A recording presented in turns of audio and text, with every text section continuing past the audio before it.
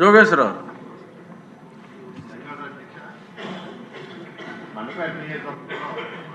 క్రీడలకు సంబంధించి ఎటువంటి అవకాశాలు లేవండి.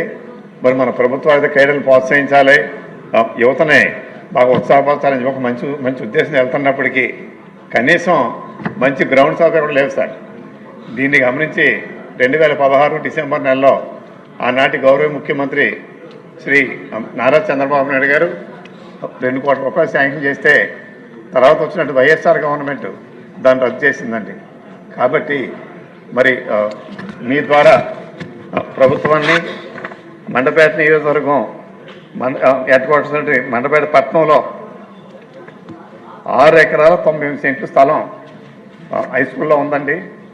దానికి ఒక మంచి అవుట్డోర్ స్టేడియంగా, అదేవిధంగా మున్సిపల్ ఆఫీస్ ఎదురుగుండా మొత్తం పట్టణానికి నడుబడినటువంటి స్థలంలో ఇండోర్ స్టేడియం, రాయవరం మండలం హెడ్ క్వార్టర్స్ 6 ఎకరాల 72 సెంట్లు ఉందండి హై స్కూల్లో, దాంట్లో ఒక స్టేడియము.